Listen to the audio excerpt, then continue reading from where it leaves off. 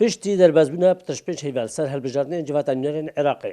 Nivîsîngeha Duhok ya Komîsyona Bilêda Serbixweyên Hilbijartinên Iraqê dubare vekirina dergehên bingehên xwe bo bayometrî û paqijkirina tomarên dengdanê ragihand.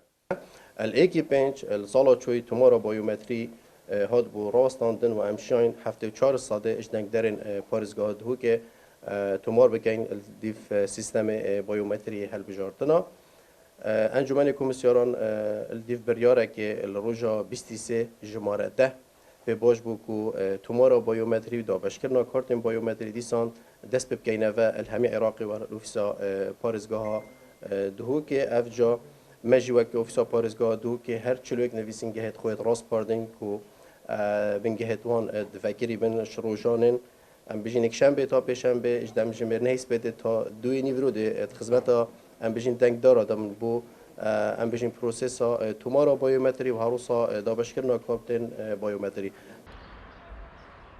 Pitiya layên siyasî do guman sertomarên dengdaran heye û dibêjin wek pêdivî nehatin paqijkirina. والله sadê em piştrastinînin çinku nimûne jî hene hilbijartinê traborî wê berî wa çend xwe hilbijartina hatî lîstê dengdera weku pêwîst nebûyne.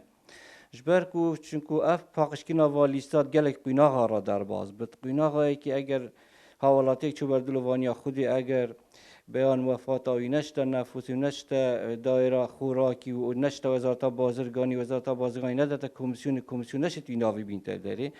Vîca ev qînaxa êk timamkera êkî ye. Eger parêzgeh her parêzgehek ew kesî çûyne derve û navê mirya nedene Bexda û nedene wezaretê û wezaret nedete komisyonê rengê ew nav mabine. Têda û gelek hilbijartinê borî ew nav tê de hebûyne. هاتینا پاقش کردن و افناوه همی تدا وکی ما گوتی یعنی حتی وگاوی او هر گاوه که افلی سنه اینا پاقش کردن ده هل بجارتنه که گله که به سروبر ده هتا کردن و امنت رازینش انجامت هر هل بجارتنه که حسابیت کردن دیوان لیسته.